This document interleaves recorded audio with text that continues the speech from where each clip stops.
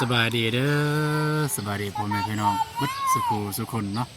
ยินดีต้อนรับซองอาตูนซาแนลเก่าพี่น้องเนาะพี่น้องเลยฝ่าลังฝนกับเป็นฝ่าลังฝนเนาะก็ยังตกอยู่พี่น้องตกแต่เมื่อวานมื้อซืนนี่เลยมื้อนี้บ่ตูนบ่ได้ไปกับทีมงานเพราะว่าไอ้ติงทองเพิ่นก็มาฮอดแล้วบ่ตูนบ่ได้ไปเลยบ่ตูนยังเจ็บพี่น้องไอ้ตัวเหยียบแก้วเมื่อวานนี้รู้สึกว่าใส่เกือบบ่อยากได้ปานใดแต่ว่าคันยาประคองได้อยู่พี่น้องเนาะก็บ่ได้ไข้หน่อยบ่ได้ไข้บ่ได้หยังบ่ได้ไข้นะบ่เห็นแต่มันเจ็บอยู่ไหนพี่น้องมันเจ็บอยู่ไหนนะก็สิทายให้เบิ่งก็มันจะเสียมารยาทพี่น้องเนาะก็แต่ว่าคันใส่เกิบแล้วจะสมมุติว่าย่างสมมุติย่างไวๆสิบ่อยากได้แต่ว่าย่างประคองเนี่ยได้พี่น้องเนาะทีมงานเฮาจักได้ไปทางใดมื้อนี้สิมันไปบ้านหนองสาลีจากการที่เบาตูนไปโทรถามทางไอ้เบาอนุ่งได้ไปใส่มื้อนี้บ้านทองวายเบาอนุ่งก็อยู่บ้านทองวายเด้อนะว่าฝนก็อยากตกแน่พี่น้องเนาะเบาตูนก็ยอมรับว่ามื้อนี้บ่มีสาระเลยบ่มีประโยชน์เลยพี่น้องเอ้ยสำหรับเบาตูนสำหรับมื้อนี้เบาตูนบ่มีประโยชน์อีหยังเลยนอนอยู่เรือน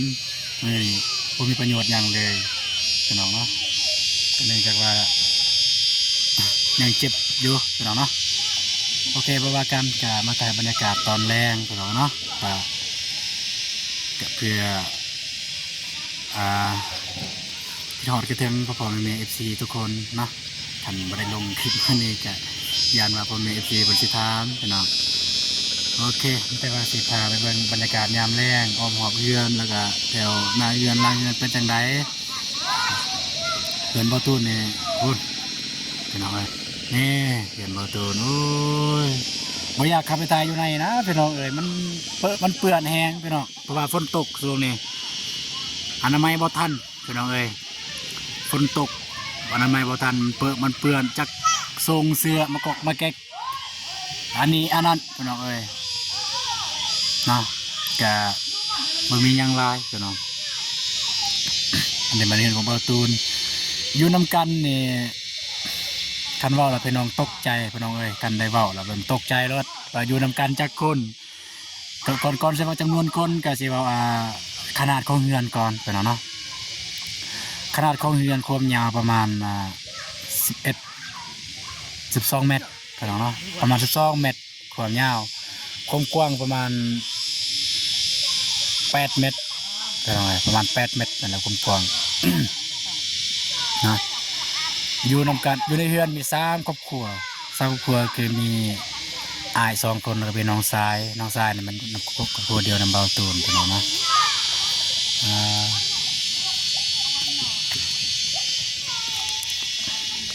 สบายดีเด้อเพิ่นมาเบิ่งพี่น้อง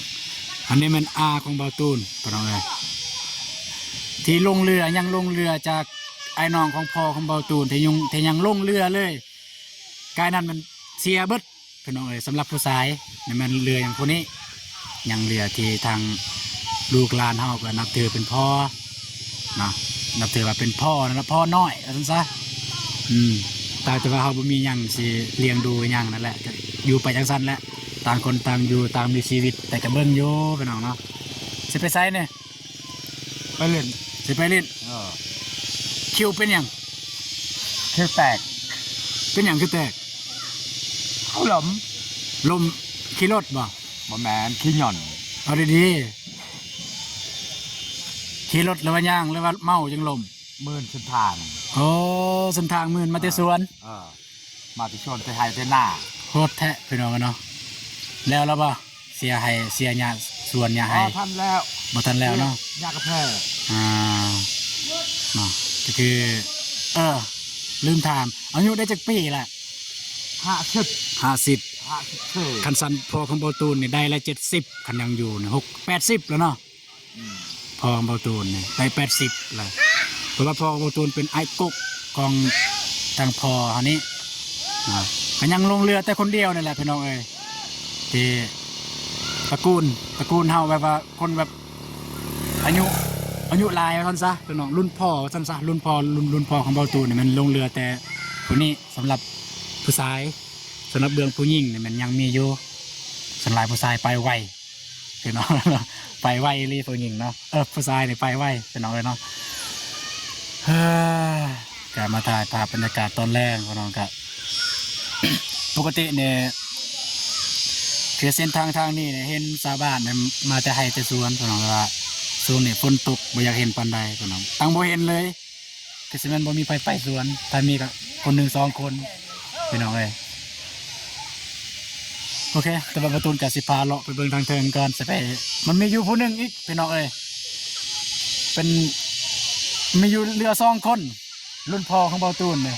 รุ่นยุครุ่นพ่อรุ่นพ่อนะการนั้นแต่รุ่นลูกเขาเลยรุ่นลูกรุ่นหลานยังมีผู้หนึงที่ทาง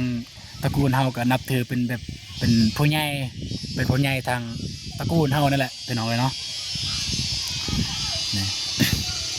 สำหรับบ้านของเบาตูนเนี่ยมันนี่ทางล่างเนี่ยมีโซนปลากาแฟเลยพี่น้องมีปลากาแฟมีกกกินมากอันนี้มันดินของเมเบาตูนพี่น้องอันนี้ตอนนี้เนี่ยมันเฮาสิเกินว่าจะได้สิแบ่งแบบว่าสิแบ่งสิปั้นกะมันบ่เป็นพี่น้องเพราะว่านี่เป็นดินของภาครัฐแบ่งให้แต่ละครอบครัวพี่น้องเอ้ยถ้าครอบครัวใดบ่ได้เงินบ่ได้ดินก็คือเพิ่นจะแบ่งเป็นเงินหัวละ10 ล้านพี่น้องตะกี้เนาะอันนี้เพื่อนเบาตูนอยู่นี่พี่น้องเนาะเพื่อนเบาตูนอยู่นี่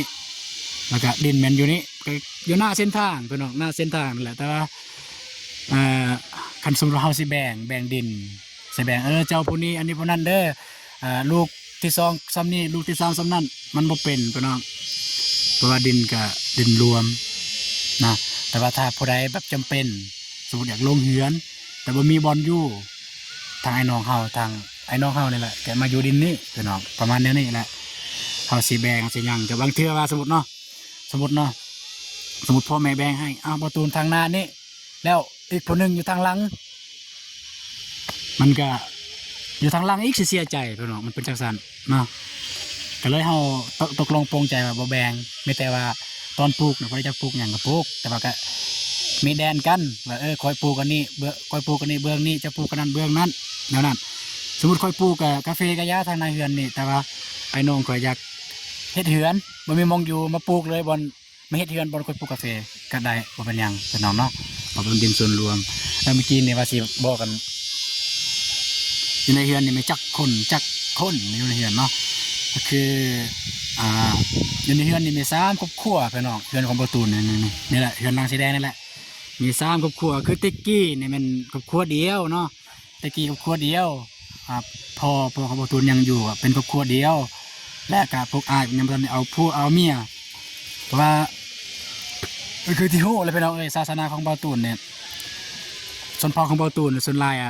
ผู้หญิงมาอยู่น้ำผู้ชายส่วนลายนะแนวนั้นเวลาแบบแต่งงานกันเอากันสิผู้หญิงมาอยู่น้ำผู้ชายส่วนลายเกือบว่า90% 99%นี่แหละผู้หญิงมาอยู่น้ำผู้ชายนะมาต่อทีเรื่องครอบครัวตอนนั้นในพ่อเขายังอยู่แล้วมันไม่ใช่ครอบครัวเดียวพอดีเพราะผู้เป็นอ้ายกับสาวครอบครัวปุ๊บผู้เป็นอ้ายอีกพอประตูมีอ้าย2 คนมีน้องชาย2 คนรวมผู้ชายใน5 คนอยู่ในเฮือนพี่น้องลูกของพ่อของแม่ผู้ชายใน5 คนผู้หญิง4 คนพี่น้องผู้หญิงรวมทั้งหมดลูกของแม่เนี่ยมัน9 คนพี่น้องเลย9 คนคันบ่ไล่ผู้เสียเนี่ยก็12คนนะคือว่าแหละ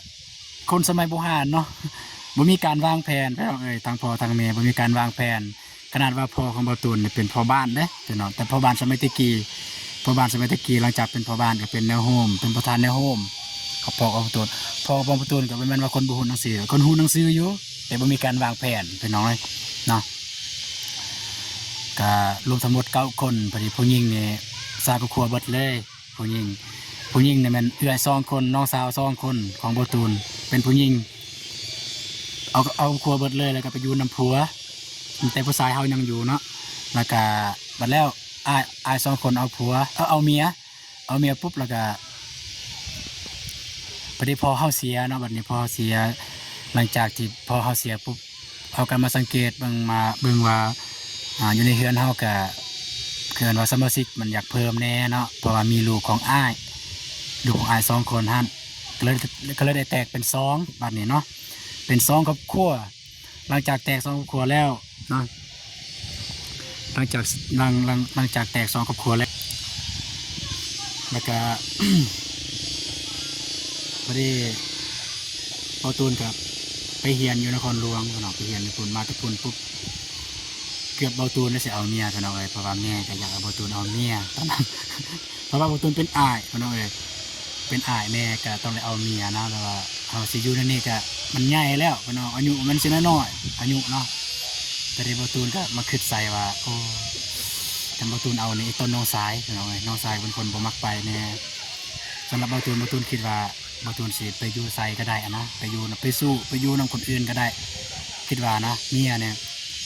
บ่ได้คนงามคนเกลายไปคิดว่านั่นหนวดไปแม่นว่าดูถูกเพศแม่เด้ออันนี้ไปแม่นดูถูกเพศแม่แต่คิดว่านะพี่น้องเนาะก็เลยแบบก็ย้อนเห็นใจน้องสายก็เลยเห็นใจน้องสายก็ให้น้องสายเอาก่อนซะร่วมกันกับน้องสายว่าเจ้าเอาก่อนเด้อนั่นประมาณนั้นเนาะก็ให้น้องสายเอาก่อนบางตูนก็เลยตัดสินใจแบบนั้นพี่น้องเนาะเมื่อกี้ก็ได้มากวนบาตูนก็เลยตัดสินใจแบบนั้นพี่น้องเนาะก็เวาะไปย่างไปพี่น้องเนาะก็พอดีน้องชายบาตูนเอาเมียปุ๊บก็ยังเหลืออีกคนนึงน้องชายพี่น้องยังอีกคนนึงน้องสายล่ากำลังทำเฮียนอยู่ปีสีมานี่กับม.7เลยพี่น้องเลยม.7เลยปีสีมาเพราะว่าปีข้างแล้วนี่ม.6เป็นเฮียนม.6ปีสีมานี่กับม.7แล้วพี่น้องเนาะก็เลยได้บันแล้วก็เลยว่าตัดสินใจอีกครั้งว่าแม่ตัดสินใจอีกครั้งว่าต้องได้แบ่งเพื่อนมาแบ่งคืออื่นไปยังเนาะเตาไฟก็ก็เลยแบ่งเป็น3พี่น้องสามครอบครัวอยู่ในเฮือนพี่น้อง3ครอบครัวปุ๊บแบบนี้ก็ยังไม่ทันได้มีลูกเต้าพี่น้องแต่ว่าก็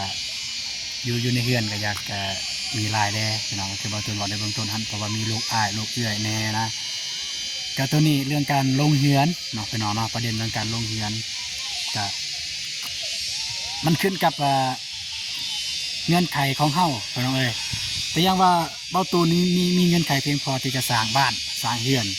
เบาตูนก็ลงเฮือนได้พี่น้องแน่นอนแต่เบาตูนยังไม่สามารถลงได้เพราะเบาตูนมันทันมีเมียพี่น้องก็อันนี้มันเบาเฉพาะคนมีเมียแต่ยังมาเป็นอายพวกอาย2คนนั้นบ่จะสามารถลงเฮือนได้พี่น้องเนาะอันนี้มันเหตุผลหนึ่งพี่น้องจะบอกว่ากันพี่น้องเนาะตอนนี้เบาตูนกับย่างมาหอดพี่ส่วนไล่กระเตตระกูลของเบาตูนบัดเขตนี่จังซี่นี่ก็แม่นแหละอันนี้มันสบายดีเด้ออันนี้มันเมียของอายของเบาตูนอยากเข้าไปสัมภาษณ์อายอยู่ในตระกูลพี่น้องแต่ว่าอายของเบาตูนนั้นก็เสียไปแล้วมันเป็นอายแท้ๆแต่ว่าอายอยู่ในตระกูลอายในตระกูลคันว่าเบื้องเล่าก็เอิ้นพี่เอื้อยเนาะแต่ว่ามานี่ผู้หนึ่งสวัสดีเด้ออันนี้มันเมียของพ่อที่ยังลงเรือที่ทางตระกูลเฮาเคารพนับถืออยู่บ้านนี่อยู่เฮือนอยู่ตระกูลในกลุ่มเฮานี่แหละใช่แต่ว่าอันนี้เด้อพี่น้องอันนี้เป็นเอื้อยอันนี้เป็นน้องแต่ว่าเบื้องผัวพี่น้องแต่ว่าเบื้องผัวเนี่ยเป็นอาเป็นล้านกันเบื้องผัวเนี่ยเป็นอาเป็นล้านกันอาเป็นล้านเนี่ยมันแม่นแล้วเนาะเบื้องผัวเนี่ยเป็นเป็นล้านกับเป็นอาแต่เบื้องเมียเอื้อยน้องกันพี่น้องก็เลยที่มาที่ไปของตระกูลเบาตูนก็คือสลุกเนี่ยแปลภาษาลาวเป็นคือเอิ้นอย่างน้อมันปะปนกันนะบ่วนว่านี่ลานนี่เอื้อยอันนี้นอกเอาเลยแนวนั้นนะตระกูลของเบาตูนมันบ่ยุ่งบ่ยากเรื่องการหีดคลองเนี่ยมันบ่ยุ่งบ่ยากปานใดสบายดีทักทายกองเด้อสบายดีสบายดีอันนี้นี่มีผู้นี้นี่มีลูก3คนแม่น4คนลูกสาว2ลูกชาย2ลูกสาวเอาผัวแล้วคนหนึ่งลูกสาวยังอีกคนหนึ่งยังลูกชายเนี่ยเอาแล้วลูกชาย3เอาหมดแต่ว่าผู้หนึ่งเสียพี่น้องเนาะทางลูกกกเราเสียผู้นี้สำหรับผู้นี้ก็บ่ได้ฮู้ลาย ลูกจักคน ฮะจัก6 คนวะ6 คนผู้ชาย3 สร้างยัง กะซ่ามันแล้วผู้หนึงเสียตอนเป็นบ่าวพี่น้องเอ้ยทางลูกของแม่นี่ก็เสียตอนเป็นบ่าวพี่น้องเอ้ยทางลูกชายเสียเฮียนอายุตอนเฮียนประมาณม.6 ม.7เนี่ยลูกชายเราเฮียนลูกชายเราเสียก็ไปส่งน้ำปุ๊บมันซอกเลยมันซักเลยมาแต่ทันเก็บบ่ทันฮอดบ้านตายก่อนทางลูกชายนี่บ่าวตูนตอนนั้นก็อยู่เวียงอยู่นครหลวง นะเยอะๆคนมีสภาพดาวไม่เสร็จอันนั้นเรก้าอันนะ แต่งเอาละ เนาะอันนี้ก็เป็นเฮือนของก็เอิ้นว่าจะได้เนาะเพราะว่าเป็นน้องก็เอิ้นอ้าวแม่นแหละเป็นอ้าวเอิ้นอ้าวแต่ว่าในตระกูลเนี่ยเราใหญ่ที่สุดพี่น้องเอ้ยในตระกูลใหญ่เป็นใหญ่แบบหางมีบ่แม่นพี่น้องอายุเราใหญ่เราสูงใกล้นั่นนะเป็นแม่นลูกแม่นหลานเพิ่นเบิด ซ้ำเป็นแดซื้อหนักตาอย่างเป็นหนักก็แหว นั่นแหละตระกูลของตระกูลสีฉลุกก็คือตระกูลของเบาตูนนั่นแหละยังลงเรืออ่ารุ่นพ่อซะรุ่นพ่อก็ยังลงเรือแต่2 คนเฮือนหลังนี้กับเฮือนหลังนี้ก็คือผู้เบาตูนทายเมื่อกี้นี้พี่น้องเนาะก็ยังเหลือแต่เท่านี้2 คนกายนั้นเนี่ยไปเป็นทหารตากาหมดแล้วเหลือแต่ลูกแต่หลานแบบนี้เหลือแต่เมียกับป้าเหลือแต่เมียมันมืดมันค่ำแล้วพี่น้องเอ้ยนี่กับบรรยากาศทางบ้านเบาตูนพี่น้องเนาะมันอยากมืดแหละมันอยากมืดตื่นตาอันนี้เข้าไปในกันเป็นเฮือนซานหมดเลยบ้านมันอยากบ้านใหญ่เป็นบ้านเป็นบ้านยกย้ายพี่น้องเอ้ยยกย้ายแต่บ้านเก่าแต่กี้มันมี2 บ้านอาหารก็ถึกน้ำท่วมพี่น้องหลังจากเฮ็ดเขื่อนเฮ็ดไฟฟ้าก็ถึกน้ำท่วมหลังจากถึกน้ำท่วมพอดีโครงการไฟฟ้าก็เลยได้ยกย้ายหมู่บ้าน2 หมู่บ้านมาอยู่นํกันในบ้านนี้ก็คือบ้านหัวดำไม้เมืองท่าแตงแขวงเซกองอันนี้ออกไปพ้นกับไปตัวเมืองท่าแตงเลยพี่น้องเส้นทางก็ แม่นของโครงการไฟฟ้าเป็นเฮ็ดให้พี่น้องเนาะเส้นทางอันนี้ก็เป็นเฮ็ดแต่แคมทางนั่นแหละแต่ว่าทางในเพิ่นบ่ได้เฮ็ดเพราะว่าบ้านของเบาตูนได้เบาตูนสิอ่า เบาตูนสิแคปหน้าจอให้ภาพจากดาวเทียมจะให้เบิ่งมันเป็นแบบใดลักษณะแบบใดเป็นบ้านจัดสรรพี่น้องเอ้ยเนาะนี่ก็พูนปกตินี่คันฝนบ่ตกนี่ก็เห็นอยู่ทางชาวบ้านก็พากันมาแต่หัวแต่สวนแต่นี่บ่มีฝนตกพากันลิอยู่ในบ่อนพี่น้องเอ้ยออกไปใส่บ่อได้เนาะโอเคพี่น้องเอ้ยเนาะสำหรับคลิปนี้เบาตูนบ่มีหยังหลายไร้สาระพี่น้องเอ้ยแต่ว่าคิดฮอดคิดถึงทาง FC ทุกทางพี่น้องเนาะเคยได้มาอัปเดตมื้อนึงเนาะถ้าคลิปนี้คนเบิ่งฮอดเด้อถ้าคลิปนี้คนเบิ่งฮอด 5,000 คนเม่นฮอด30เบาตูนสิทายอัปเดตเบิ่งครอบครัวของเบาตูนเป็นแบบใดแน่เพื่อนของเบาตูนลึกๆเลยเป็นแบบใดแน่เนาะก็บ่แม่นว่า อันนั้นดอกพี่น้องเอ้ยในนี้แหละสาเหตุคือเบาตูนบ่อยากถ่ายพี่น้องบ่อยากถ่ายทางเฮือนเจ้าของบอกตรงๆเลยรู้สึกอยากอายแน่พี่น้องเอ้ยเพราะว่าจนพี่น้องเอ้ยขนาดตัวเองจนยังมีหน้าไปซอยเรือคนอื่นไปถ่ายคนอื่นก็มีปมอยู่ตัวนี้พี่น้องเอ้ยเพราะว่าเขาไปจนคือกัน แต่ว่าก็มาคิดใส่ว่ามันก็มีนะแบบครอบครัวที่จนกว่าเฮาอีกนะครับไปซอยครอบครัวนั้นบ่แม่นว่าเขาไปซอยครอบครัวที่มีกว่าเฮาแล้วบ่แม่นแบบนั้นพี่น้องเขาก็ไปซอยครอบครัวที่บ่มีกว่าเฮาเนาะโอเคสำหรับคลิปนี้บ่มีหยังหลายเนาะมีแต่ว่าเจอกันมื้ออื่นพี่น้องถ้าเบาตูนเศร้าเจ็บเจอกันมื้ออื่นเจอกันกับทีมงานมื้ออื่นมื้อนี้เบาตูนแล้วก็ทีมงานบ่ได้พอกันสำหรับคลิปนี้เบาตูนขอจบเพียงเท่านี้เนาะแต่ก็ขอกล่าวคำว่าสบายดีเด้อเนาะบ๊ายบายพี่น้องผมมีเวลาไปเลาะถ่ายเบิดบ้านเลยพี่น้องมันใกล้บ้านมันแม่นบ้านน้อยพี่น้องเอ้ยบ้านใหญ่ไปแล้วบ๊ายบาย